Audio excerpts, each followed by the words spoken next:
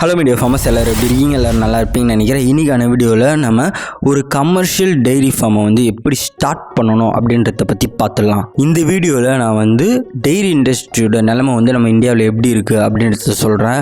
அதுக்கடுத்து dairy industry ஒரு பால் பண்ணை நம்ம நடத்துறது மூலமாக அதுலேருந்து வர நன்மைகள்லாம் நம்மளுக்கு என்ன அப்படின்றத சொல்கிறேன். அதுக்கடுத்து ஒரு பால் பண்ணை எப்படி அமைக்கணும், எந்த இடத்துல அமைக்கணும், அதுக்கு எப்படிலாம் பில்டிங்ஸ்லாம் நம்ம கன்ஸ்ட்ரக்ட் பண்ணணும் அப்படின்றத பற்றி சொல்கிறேன். நெக்ஸ்ட் எந்தெந்த மாட்டினங்கள் பால் பண்ணை அமைக்கிறதுக்கு சிறப்பாக இருக்கும், எப்படி ஒரு மாடை நம்ம தேர்ந்தெடுத்து வாங்கலாம், இது மாதிரியான இன்ஃபர்மேஷன் எல்லாத்தையும் இந்த வீடியோவில் நான் கவர் பண்ணுறேன். அனிமல் ஹஸ்பண்ட்ரி கால்நடை வளர்ப்புன்றது பார்த்திங்கன்னா பல நூற்றாண்டாகவே மனித இனம் பண்ணிகிட்டு இருக்க ஒரு விஷயம். நம்மளும் இந்த அனிமல்ஸும் இந்த மிருகங்களும் ஒன்றுத்த ஒன்று சார்ந்து வாழ்கிறத நம்ம பல வருடமாக பண்ணிகிட்ருக்கோம். ஆனால் இந்த டெய்ரி இண்டஸ்ட்ரியை நம்ம கமர்ஷியல் பண்ணது எப்போன்னு பார்த்திங்கன்னா 1980 தான். ஸோ ஒயிட் ரெவல்யூஷன் அப்படின்றது 1980 இந்த காலகட்டத்தில் வருது. அதுக்கு முன்னாடி வரைக்கும் நம்ம ஆடு மாடுகளில் நம்ம வீட்டோட தேவைக்கு மட்டும்தான் வளர்த்துக்கிட்டு இருந்தோம். நம்ம வீட்டில் இருக்க பால் தேவையை பூர்த்தி செய்ய இது மாதிரி ஆடு மாடுகளை வளர்த்துக்கிட்டு இருந்தோம். 1980க்கு அப்புறம் என்னென்னு பார்த்தீங்கன்னா இதை கமர்ஷியலாக பாலை விற்கவும் தொடங்க ஆரம்பிச்சிட்டாங்க. அதுக்கு முன்னாடி வரைக்கும் பார்த்தீங்கன்னா யாரும் மாட்டு பாலை விற்கலாம் மாட்டாங்க, ரொம்ப ஒரு 50 வருஷத்துக்கு முன்னாடிலாம். ஸோ அதுக்கடுத்து தான் இந்த இண்டஸ்ட்ரி உள்ளே வருது. அப்படியே இதை ஒரு சிஸ்டமேட்டிக்காக மாற்றி எல்லாத்தையும் பண்ண தொடங்கினாங்க. இதுக்கு கோஆப்ரேட்டிவ் சொசைட்டிஸையும் நிறைய பேர் அமைக்க தொடங்கினாங்க. ஸோ 1985 இந்த டைமில் பார்த்தீங்கன்னா நிறைய மில்க் கோஆப்ரேட்டிவ் சொசைட்டிஸ்லாம் உள்ளே வருது. இவங்களோட பங்குன்றது ஒரு முக்கியமானது. ஸோ இந்த மில்க் ப்ரொடக்ஷன் ஒரு சேனலைஸ் பண்ணுறதே இந்த மில்க் கோஆப்ரேட்டிவ் சொசைட்டிஸ் தான். இந்த டைமில் பார்த்திங்கன்னா பெரும்பாலான கிராமப்புற பகுதிகளில் கால்நடை வளர்ப்பை ஒரு முக்கியமான தொழிலாக நிறைய குடும்பங்கள் பண்ணிக்கிட்டு இருக்காங்க. பாலோட உற்பத்தியில் முதலிடத்தில் இருக்க நாடு இந்தியா. ஒரு வருடத்துக்கு பார்த்திங்கன்னா 12,500 லிட்டர் வரைக்கும் பால் நம்ம இந்தியாவிலேருந்து மட்டுமே போகுது. 1 கோடி குடும்பங்கள் இந்த அனிமல் ஹஸ்பண்ட்ரியை டிபெண்ட் பண்ணியிருக்காங்க கால்நடை வளர்ப்பை. இதோட டிமாண்டுன்றது பார்த்திங்கன்னா நாளுக்கு நாள் அதிகரிச்சுட்டே இருக்குது. கிட்டத்தட்ட 6.2% இந்த டெய்ரி இண்டஸ்ட்ரியோட க்ரோத் நம்ம இந்தியன் எக்கனாமியில் இருக்கான். அக்ரிகல்ச்சரோட க்ரோத் வெறும் 3% தான். ஆனால் அதில் இந்த டெய்ரி இண்டஸ்ட்ரியோட க்ரோத்தோட சப்போர்ட்டுன்றது ரொம்ப ரொம்ப அதிகமாக இருக்குது. ஸோ இப்படி பார்க்கும்போதும் டோட்டல் மில்க் ப்ரொடக்ஷன் மொத்தமாக பால் நம்மளுக்கு எப்படி கிடைக்குதுன்னு பார்த்தீங்கன்னா இந்தியாவில் 55% பால் எருமை மாடுகள்கிட்டேருந்து கிடைக்குது. பேலன்ஸ் 43% பசுமாடுகிட்டேருந்து கிடைக்குது. அந்த பசுமாடுலேயும் நாட்டு ரகமும் இருக்குது, எக்ஸாட்டிக் ஸோ வெளிநாட்டு ரகங்களும் இருக்குது, சில கிராஸ் பிரீட்ஸும் இருக்குது. மிச்சம் இருக்க அந்த பால் தேவையை ஆடுகள், அதுக்கடுத்து கேமல், இது மாதிரி ஒரு சில மிருகங்கள் மூலமாக நம்ம க்யூர் பண்ணிக்கிறோம். இதுலேயும் 70% பால் ஃப்ரெஷ்ஷாக விற்கப்படுது. ஸோ பாலாகவே விற்கப்படுறது இந்தியா முழுக்க 70%. பேலன்ஸ் 30% நம்ம தயிராகவும் பால் பவுடர், அதுக்கடுத்து லெஸ்ஸி, பன்னீர், நெய் இது மாதிரி வேல்யூ ஆட் பண்ணி நம்ம விற்கிறோம். இதோட மட்டும் நிற்காமல் மாடுகளை நம்ம உருவறதுக்கும் பயன்படுத்துகிறோம். நிலத்தில் ப்ளவிங் பண்ணுறதுக்கு உழுறதுக்கு பயன்படுத்துகிறோம். கிட்டத்தட்ட 1.5 கோடி புல்லக் கார்ட்ஸ் நம்ம இந்தியாவில் இருக்கான். அதாச்சும் மாடுகளால் இழுக்கப்பட வண்டிகள். ஸோ இது மாதிரி மாடுகளை நம்ம நிறைய நம்மளோட வேலைகளை செய்யறதுக்கும் பயன்படுத்திக்கிட்டு இருக்கோம். மாட்டு சாணத்தையும் நம்ம பல விதங்களில் பயன்படுத்திக்கிட்டு இருக்கோம். இதை நம்ம பயோகேஸாக பயன்படுத்துகிறோம். அதுக்கடுத்து பயிர்களுக்கு உரமாக பயன்படுத்துகிறோம். ஒரு சில இடங்களில் பார்த்திங்கன்னா டேரெக்டாக இதை எரிபொருளாகவே பயன்படுத்துகிறாங்க. இந்த மாட்டிலேருந்து கிடைக்கக்கூடிய அந்த பயோகேஸை பயன்படுத்தி நம்ம சில எலக்ட்ரிக்கல் எக்யூப்மெண்ட்ஸை கூட ஃபார்மில் ரன் பண்ண முடியுமா. மாட்டு கோமியத்தில் நிறைய மருத்துவ குணங்கள் இருக்கிற காரணத்தினால இதை மதிப்பு கூட்டி நிறைய பேர் விற்கவும் செய்கிறாங்க. என்னதான் இவ்வளோ நன்மைகள் இந்த டெய்ரி இண்டஸ்ட்ரியில் இருந்தாலும் ஒரு சில பிரச்சனைகளும் இருக்குது. முக்கியமாக பார்த்தீங்கன்னா 70% இந்த கால்நடைகளை வளர்க்கக்கூடிய நபர்கள் யாராக இருப்பாங்கன்னா சிறு விவசாயிகள் தான். ஸோ பெரிய பெரிய ஃபார்ம்ஸ்லாம் அவ்வளோ இந்த கமர்ஷியல் பிஸ்னஸில் இன்வால்வ் ஆகிறதுல நம்ம நாட்டில் இருக்க பால் தேவையை பூர்த்தி செய்கிற மக்கள் யாருன்னு பார்த்தீங்கன்னா இந்த 70% இந்த சின்ன சின்ன விவசாயிகள் தான். இவங்களுக்கு என்ன பிரச்சனைன்னு பார்த்தீங்கன்னா இந்த கோஆப்ரேட்டிவ் சொசைட்டிஸ் என்னதான் சலுகைகள் கொடுத்தும் இதை நல்லா ப்ராப்பராக சேனலைஸ் பண்ணாலும் அந்த இன்கம்ன்றதை இவங்களுக்கு கரெக்டாக சேரதில்லை. கன்சியூமர்ஸ் அதாச்சும் நுகர்வோர்கிட்ட இப்போ பால் போய் சேருதுன்னு வச்சுக்கோங்களேன். நம்மள மாதிரி ஒரு பப்ளிக் பீப்புளாண்டு ஆண்ட போய் சேரும்போது அந்த பாலோட விலை வந்து ரொம்ப அதிகமாக இருக்கும். ஆனால் அவங்க ஃபார்மர்ஸ் ஆண்ட போய் வாங்கும்போது இந்த மில்க் ப்ரொடியூஸ் பண்ணுற ஃபார்மர்ஸ் ஆண்ட அவங்களாண்ட வாங்கும்போது ரொம்ப ரொம்ப கம்மியான ரேட்டுக்கு வந்து வாங்குவாங்க இந்த கோஆப்ரேட்டிவ் சொசைட்டிஸ். அங்கே வாங்கிட்டு இங்கே வரும்போது அது ரேட் வந்து அதிகமாக இருக்குது. ஒரு மேஜரான ஒரு கேப் வந்து இந்த இடத்துல வந்து உருவாகுது. அதனால் வந்து கஷ்டப்பட்டது யாருன்னு பார்த்திங்கன்னா வந்து மில்க் ஃபார்மர்ஸ் தான். அவங்களுக்கு தேவையான அந்த விலை வந்து கிடைக்க மாட்டேங்குது. இது மட்டும் இல்லாமல் மாட்டு தீவனத்தோட விலைன்னு பார்த்திங்கன்னா வந்து நாளுக்கு நாள் அதிகரிச்சுக்கிட்டே இருக்குது. அதை வளர்க்கக்கூடிய அந்த செலவை கூட அவங்களால வந்து ஈடுகட்ட முடியல வரக்கூடிய காலங்களில். இந்த பிரச்சனை வந்து போயிட்டுருக்கு.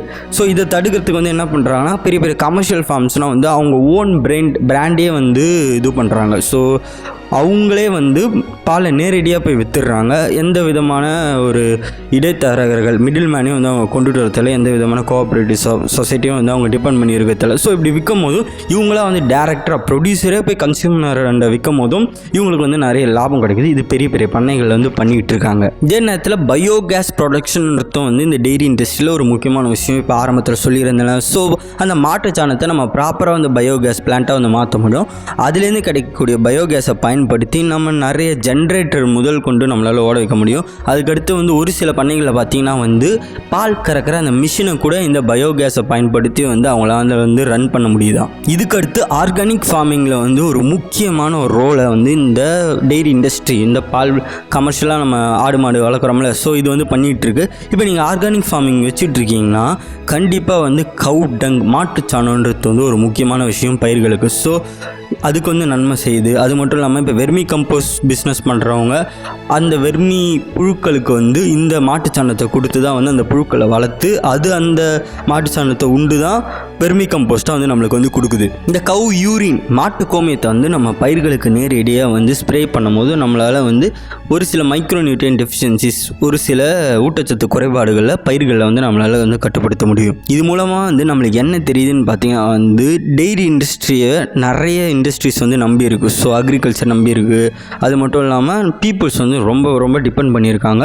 விவசாயிகளாக இருக்கும் போதும் அவங்க வந்து இப்போ அக்ரிகல்ச்சர் பண்ணுறாங்கன்னா அது கூட சேர்ந்து இந்த கால்நடை வளர்ப்பும் பண்ணுறது வந்து அவங்களுக்கு லாபகரமான ஒரு விஷயமா வந்து இருக்கும். டெய்ரி இண்டஸ்ட்ரியோட நிலைமை வந்து இந்தியாவில் வந்து இப்படி தான் இருக்குது. நாட்டு மாடுகள்னு பார்க்கையில் பார்த்தீங்கன்னா குறைஞ்ச பாலை தான் வந்து நம்மளுக்கு கொடுக்கும். அதனால் நம்ம எங்கே போகிறோம்னு பார்த்தீங்கன்னா ஹை மில்க் ஈல்டுக்கு வந்து நிறைய பால் கிடைக்கணும் அப்படின்ற காரணத்துக்காக நம்ம வந்து கிராஸ் பிரீட் மாடுகளை வந்து டிபெண்ட் பண்ணியிருக்கோம். ஸோ வெளிநாட்டினங்கள் கூட கலப்பின மாடுகளாக நம்ம வந்து வளர்க்குறதுக்கு வந்து விரும்புகிறோம். இதில் வந்து இப்போ இன்னொரு பிரச்சனை வருது. என்னன்னு பார்த்தீங்கன்னா ஆர்கானிக் ஃபார்மிங் பண்ணுறவங்க நம்ம நாட்டு மாட்டுலேருந்து வர சாணத்தை தான் வந்து விரும்புவாங்க. அதுக்கடுத்து இந்த கலப்பின மாடுகள்லேருந்து வர சாணம்லாம் வந்து நம்ம ஆர்கானிக் ஃபார்மிங் பண்ணுறதுக்கு வந்து இயற்கை விவசாயம் பண்ணுறதுக்கு வந்து அவ்வளோ ஹெல்ப்ஃபுல்லாக இருக்காது, உதவாது அப்படின்ற ஒரு பிரச்சனையும் இருக்குது. ஆனால் சயின்டிஃபிக்காக வந்து பார்க்கும்போதும் அப்படிலாம் இல்லை.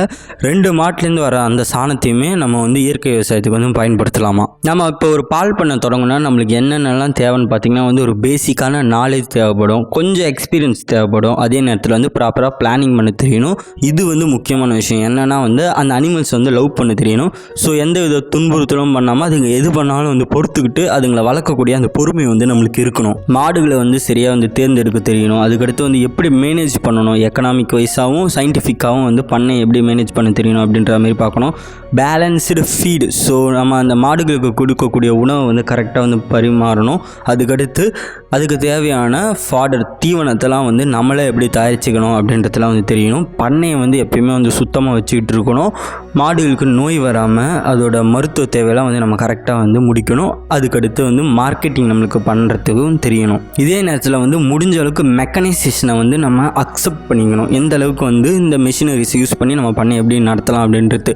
பால் கறக்கிற மிஷின் யூஸ் பண்ணலாம், க்ளீன் பண்ணுறதுக்கு வந்து நல்ல பவர்ஃபுல் ஸ்ப்ரேயர்ஸ் யூஸ் பண்ணலாம், ஃபாடர் ஹார்வெஸ்ட் பண்ணுறதுக்கு வந்து கட்டர்ஸ்லாம் யூஸ் பண்ணலாம் தீவனத்தை அறுவடை பண்ணுறதுக்கு. அதுக்கடுத்து வந்து அந்த தீவனத்தை சின்ன சின்னதாக வெட்டுறதுக்கு வந்து சாப்பர் வந்து யூஸ் பண்ணலாம், சாப்பிங் மிஷின். இதெல்லாம் பண்ணுறது மூலமாக நம்ம வந்து லேபர் ரெக்யூர்மெண்ட்டை வந்து குறைக்க முடியும். அவங்களுக்கு கொடுக்கக்கூடிய சம்பளத்தை வந்து நம்மளால் வந்து குறைக்க முடியும். மாடுகளுக்கு வந்து தண்ணி தேவையை வந்து நம்ம பூர்த்தி செய்யறதுக்கு அதுக்கான செட்டப்லாம் வந்து நம்ம அழகாக வந்து செய்யணும். இதெல்லாம் தான் வந்து சீக்ரெட் ஆஃப் சக்ஸஸ். ஸோ நீங்கள் இதெல்லாம் பண்ணிங்கன்னா உங்களால் வந்து ஒரு கமர்ஷியலாக ஒரு டெய்ரி ஃபார்மை வந்து செட்டப் பண்ண முடியும். ஒரு டெய்ரி ஃபார்ம் அமைக்கிறதுக்கு வந்து நம்ம நிலத்தை எப்படி தேர்ந்தெடுக்கணும்னா அந்த இடத்துல இடத்துல வந்து தண்ணி வசதி நல்லா இருக்கா அப்படின்ற மாதிரி பார்த்துடணும். இப்போ நீங்கள் அமைக்கக்கூடிய அந்த ஷெட்டில் வந்து சூரிய வெளிச்சம் நல்லா போகணும், காற்றோட்டமாக வந்து இருக்கணும். இப்போ நீங்கள் வீடியோவில் பார்க்குற இந்த இடத்துல வந்து காற்றோட்டம் வந்து அவ்வளோண்டு இல்லை. இது வந்து ஒரு ட்ரெடிஷ்னலாக பரம்பரையாக வந்து மாடுகள் இப்படி தான் வளர்த்துட்ருக்காங்க, கொஞ்சம் பெரிய பண்ணையாக வச்சுட்ருக்காங்க. இந்த இடத்துல வந்து காற்றோட்டன்றது வந்து சுத்தமாக இல்லை. இதனால் என்ன பிரச்சனை வரும்னு பார்த்தீங்கன்னா வந்து நோய் வந்து ஈஸியாக பரவும். பண்ணையை வந்து நம்மளால் க்ளீனாக வச்சுக்கவே முடியாது, சுத்தமாக வந்து வச்சுக்கவே முடியாது. சுத்தமாக வச்சுருக்க காரணத்தினால ஈஸியாக வந்து நோய் கிருமிகள் வந்து தாக்கிடும் மாடுகளை. இது வந்து அவங்க எதுக்கு பண்ணியிருக்காங்கன்னா பெரிய பெரிய மழைகள்லேருந்து வந்து காப்பாற்றுறது வந்து பண்ணியிருக்காங்க. பட் இப்படி பண்ணும் போதும் நம்மளால் சரியாக வந்து மாடுகளை வந்து கவனிக்க முடியாது, நோய் பரவுதல்ன்றது வந்து ரொம்ப ரொம்ப அதிகமாக வந்து இருக்கும். இப்போ வீடியோவில் பார்க்கறது வந்து ஒரு மாடர்னான ஃபார்ம். இந்த ஃபார்மில் பார்த்திங்கன்னா வந்து எல்லாமே சயின்டிஃபிக்காக வந்து பண்ணியிருக்காங்க. சைடில் பார்த்திங்கன்னா வந்து ஜன்னல்கள் வந்து வச்சுருக்காங்க. இந்த ஜன்னல்கள் மூலமாக பார்த்திங்கன்னா நல்ல காற்றோட்டம் வந்து மாடுகளுக்கு வந்து கிடைக்கும். நல்ல ஒரு வைடான ஸ்பேஸ் இருக்கும், மாடுகளுக்கு இடைவெளி வந்து அதிகமாக விட்டுருப்பாங்க. வென்டிலேஷன் இது மூலமாக நல்ல காற்றோட்டமாக இருக்கும். இப்படி காற்றோட்டமாக இருக்கிறதுனால மாடுகளுக்கு வர நோய்கள் வந்து நம்மளால் வந்து கன்ஸ்ட்ரக்ட் பண்ணிக்க முடியும். இதுமாரி மாடர்ன் ஸ்ட்ரக்சர்ஸ் வந்து நம்ம வைக்கிறது மூலமாக. இதே வந்து இது பெரிய ஃபார்மில் பண்ணுவாங்க. இது சின்னதாக நான் வந்து ஒரு 10-15 மாடு தான் வச்சு வளர்க்க போகிறோம் அப்படின்னும் போது லோ காஸ்ட்டாக குறைஞ்ச செலவில் நம்ம வந்து ஒரு இடத்த வந்து கட்டலாம். ஸோ அந்த இடத்துல வந்து இது மாதிரி சின்ன ஷெட் வச்சு அந்த இடத்துல சூரிய ஒளி அழகாக போகிற மாதிரி நம்ம வைக்கலாம். அதே நேரத்தில் வந்து சூரிய ஒளி ரொம்பவும் தாக்காமல் இருக்கிறதுக்கு வந்து ஒரு சின்ன ஷீட் போடுறது வந்து நல்லது. இது மாதிரி வந்து நம்ம மாட்டு ஷெட்டு வந்து அமைக்கிறது மூலமாக நம்ம மில்க் ப்ரொடக்ஷன் வந்து ஒரு குறிப்பிட்ட அளவுக்கு வந்து நம்மளால் கட்டுப்படுத்த முடியும். அதே நேரத்தில் மாஸ்டிட்டிஸ், ஸோ மடி நோய், அதுக்கடுத்து வந்து டிக் ஃபீவர், இது மாதிரி உனியால் வர காய்ச்சல், இது எல்லாத்தையுமே வந்து இது மாதிரி ப்ராப்பராக மேனேஜ் பண்ணால் மட்டும்தான் நம்மளால் வந்து கட்டுக்குள்ளே வந்து வச்சிட்டு இருக்க முடியும். பண்ணை அமைக்கிறீங்கன்னா வாட்டர் சோர்ஸ், தண்ணி வந்து ரொம்ப முக்கியம். நீங்கள் எந்த அளவுக்கு ஒரு தூய்மையான தண்ணி வந்து அனிமல்ஸ் கொடுக்குறீங்களோ அந்த அளவுக்கு அது ஹெல்த்தியாக வந்து வளரும். அதே நேரத்தில் பண்ணையை சுற்றி வந்து நல்ல நிழலுக்கு வந்து நிறைய மரங்களை வந்து நட்டு வைக்கிறது நல்லது. அதுவும் அந்த மரங்கள் வந்து ஃபாடர் ட்ரீஸாக இருந்துச்சுன்னா, அதாச்சும் தீவன மரங்களாக இருந்துச்சுன்னா ரொம்ப நல்லது. என்னென்ன தீவன மரங்கள்னு பார்த்திங்கன்னா வந்து சுபாபுல், செஸ்பேனியா, அகத்தி, ஸோ இது மாதிரி மரங்களை நம்ம நடும் போதும் நிழலும் வந்து மாடுகளுக்கு கிடைக்கும். அதே நேரத்தில் தீவன தேவையும் வந்து நம்ம பண்ணைக்கு வந்து குறையும். நீங்கள் வந்து எருமை மாடுகளை வளர்க்குற பட்சத்தில் வந்து ஒரு வாட்டர் டேங்க் வந்து பண்ணைக்குள்ளே வந்து வச்சுக்கிறது நல்லது. ஒரு சின்ன பாண்டு மாரி, இது ரொம்ப பெருசாக வளர்க்குறவங்கன்னு நான் சொல்கிறேன். ஸோ சின்னதாக நான் இப்போ தான் ஒரு 10 மாடு 12 மாடு வளர்க்குற பட்சத்தில் இதெல்லாம் வந்து பண்ண தேவையில்ல. சப்போஸ் நிறைய மாடுகள் வந்து வச்சுட்ருக்கவங்க ஒரு வாட்டர் டேங்க் வந்து கன்ஸ்ட்ரக்ட் பண்ணலாம். ஸோ கன்ஸ்ட்ரக்ட் பண்ணி அதில் வந்து மாடுகளை வந்து வளர்க்கும் போதும் குறிப்பாக இந்த தொட்டிகள்லாம் வந்து எருமை மாடுகள் வந்து ரொம்ப பயனுடையதாக இருக்கும்.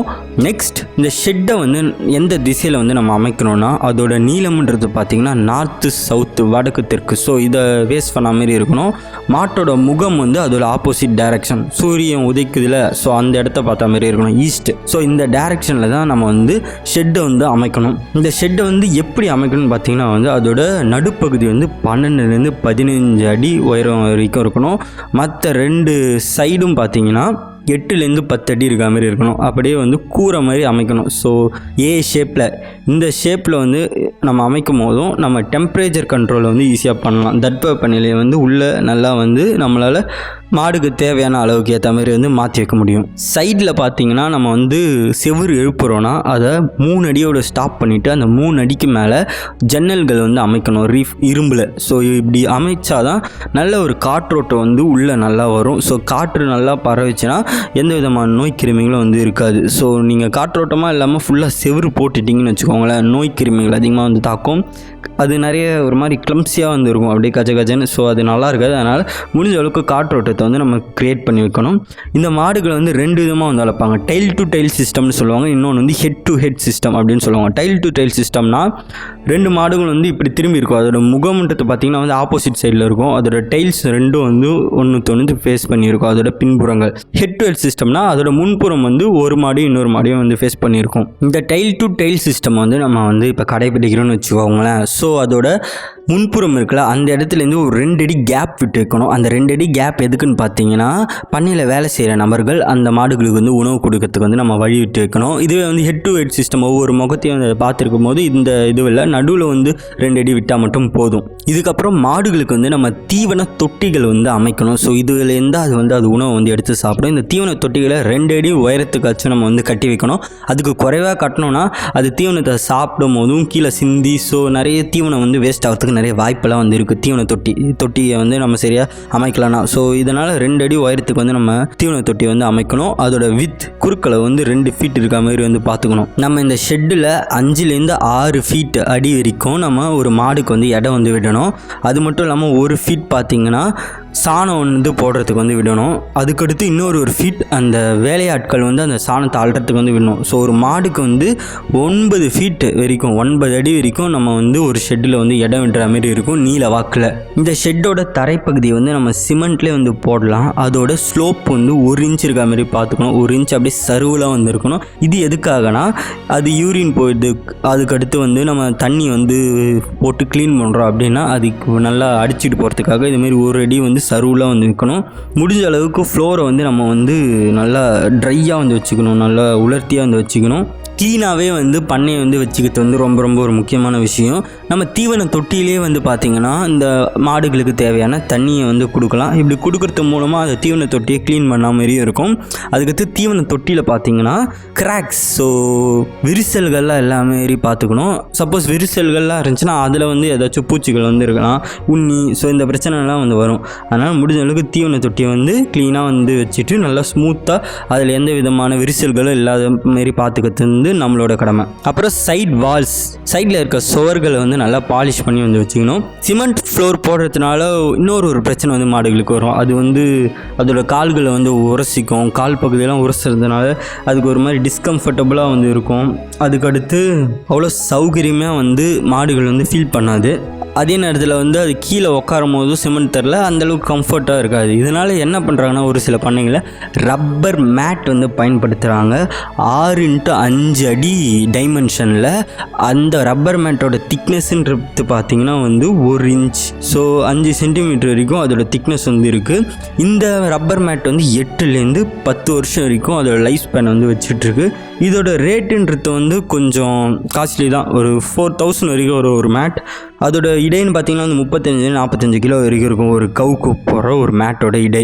இதையும் நம்ம பயன்படுத்தலாம். இது வந்து ரொம்ப அட்வான்ஸாக பண்ணுறவங்க, ரொம்ப மாடை சேஃப்டியாக பார்த்துக்கணும் அப்படின்னு நினைக்கிறவங்க வந்து ஃபாலோ பண்ணிகிட்ருக்காங்க. இப்போ மாட்டுக்கு வந்து நம்ம தண்ணி ஒரு நாளைக்கு 2-3 தடவையாச்சும் வந்து கொடுக்கணும். முடிஞ்ச அளவுக்கு க்ளீனான வாட்டரை வந்து நம்ம வந்து கொடுக்கணும். இந்த தொட்டிகள்லேயே வந்து நான் சொல்லியிருந்தேன் நம்ம தண்ணி வந்து பாய்ச்சிடலாம் அந்த தீவன தொட்டிகள்லே அப்படின்னு.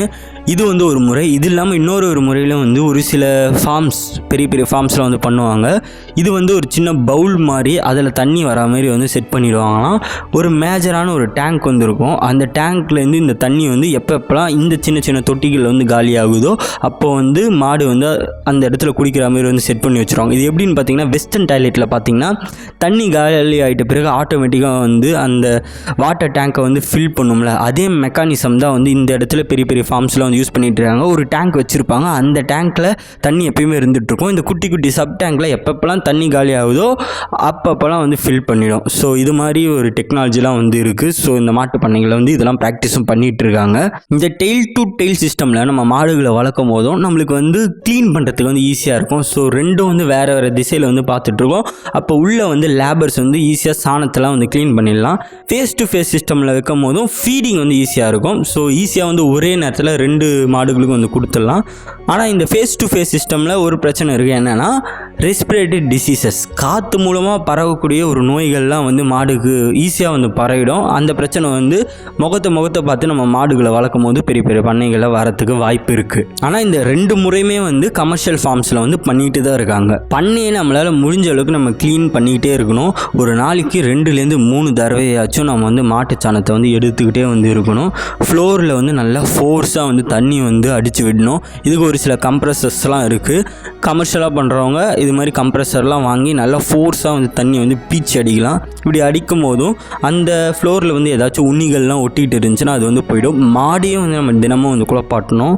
அப்படி குளிப்பாட்டினா தான் அது மேலே ஏதாச்சும் உண்ணிலாம் இருந்துச்சுன்னா அதெல்லாம் வந்து ரிமூவ் ஆகிடும். இப்படி பெரிய கம்ப்ரஸர்லாம் யூஸ் பண்ணி நம்மளால் தண்ணி பீச்சு அடிக்க முடியல. நம்ம ஹோஸ் நார்மலாக பயன்படுத்துகிற அந்த ஹோஸையே வந்து நல்லா ப்ரெஷரைஸ் பண்ணி நம்ம வந்து மாடு மேலே அடிக்கும் போது இந்த பிரச்சனைகளை வந்து கட்டுப்படுத்தலாம். வாரத்துக்கு ஒரு நாள் வந்து லைம் பவுடர் வந்து யூஸ் பண்ணலாம். லைம் பவுடர் இல்லை ப்ளீச் யூஸ் பண்ணி நம்ம வந்து பண்ணையை வந்து க்ளீன் பண்ணணும், நோய் கிருமிகளை வந்து கொல்றதுக்கு. ஸோ இது மாதிரி க்ளீனாக வந்து முடிஞ்ச அளவுக்கு தூய்மையாக பண்ணையை வச்சுக்கிட்டு இருந்தால் மடி நோய் இது மாதிரி பிரச்சனைலாம் வந்து நம்மளால் கட்டுப்படுத்த முடியும் மாட்டு பண்ணையில். இப்போ நம்ம இந்தியாவில் இதெல்லாம் சிறந்த மாட்டினங்கள் அப்படின்றத பற்றி பார்த்துடலாம். அதாச்சும் ப்ரீட்ஸ் ஆஃப் கவ் நிறைய வகைகள் வந்து இருக்குது இந்தியாவில். உதாரணத்துக்கு இதெல்லாம் பார்த்தீங்கன்னா ரெட் சிந்தி, கிர், தார்பார்க்கர், காங்க்ரேஜ், தேஷனி, ரதி, இப்படி பல வகைகள் வந்து இருக்குது.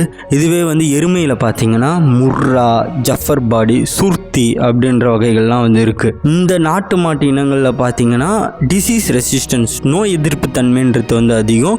இதோட மில்கோட அந்த குவாலிட்டி, பாலோட குவாலிட்டி வந்து ரொம்ப அதிகம். ஆனால் இதில் ஒரு சில பிரச்சனையும் வந்து இருக்குது. என்னென்னு பார்த்தீங்கன்னா பால் கறக்கும் போது இந்த மாடுகள் வந்து அமைதியாக வந்து இருக்காது.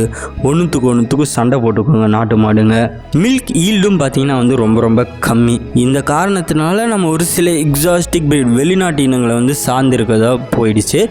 கமர்ஷியல் ஃபார்ம் எல்லாத்துலேயுமே பார்த்தீங்கன்னா வந்து ஃபாரின் பிரீட்ஸை தான் வந்து வளர்த்துட்ருப்பாங்க. ஆனால் அது வந்து பியூர் ஃபார்மில் நம்மளால் வந்து வளர்க்க முடியாது. கிராஸ் பிரீட் பண்ணி கலப்பினமாக தான் வந்து வளர்க்க முடியும். ஏன்னா இப்போ நம்ம நார்மலாக நாட்டு மாடுகளை வளர்க்கும் போதும் அதுலேருந்து வர பால் வந்து ரொம்ப கம்மி. அதை வந்து விற்று நம்மளால் அவ்வளோ காசு வந்து பார்க்க முடியாது. இதனால் வந்து ஹோல்ஸ்டீன் ஃப்ரீசியான், ஜெர்சி இது மாதிரி வெளிநாட்டு இனங்களுக்கு பின்னாடி நம்ம வந்து போக ஆரம்பிச்சிட்டோம்.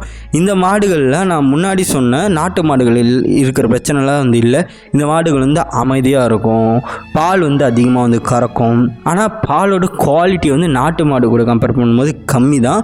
டிசீஸ் ரெசிஸ்டன்ஸ், நோய் எதிர்ப்பு சக்தின்றது வந்து கம்மி தான். பட் ஆனால் அதை வந்து நம்ம சப்போர்ட் பண்ண முடியும் ஒரு சில மெடிசினல் கேர்லாம் வந்து நம்ம ப்ராப்பராக பண்ணுறது மூலமாக. இதனால் ஹோல்ஸ்டீன் ஃப்ரீசியான், ஜெர்சி கலப்பின மாடுகளை வந்து கமர்ஷியலாக இருக்க பண்ணைகளை வந்து வளர்க்க ஆரம்பிச்சிட்டாங்க. நீங்கள் கமர்ஷியலாக வந்து ஒரு மில்க் ஃபார்ம் வந்து ஸ்டார்ட் பண்ணுறீங்கன்னா இந்த 2 மாட்டினங்களோட கலப்பினங்களை தான் வந்து நீங்கள் பயன்படுத்துகிற மாதிரி இருக்கும். ஒரு கிராஸ் பிரீட் பண்ண ஒரு மாடு வந்து ஒரு பசுமாடு 15லேருந்து 18வது மாதத்தில் வந்து மெச்சூர் ஆகிடும், நல்லா வளர்ந்துடும். 2.5 வயசு இருக்கும் போதும் அது வந்து குட்டி போட தொடங்கிடும். ஒரு வருடத்துக்கு வந்து ஒரு குட்டின்ற வாக்கில் வந்து போடும்.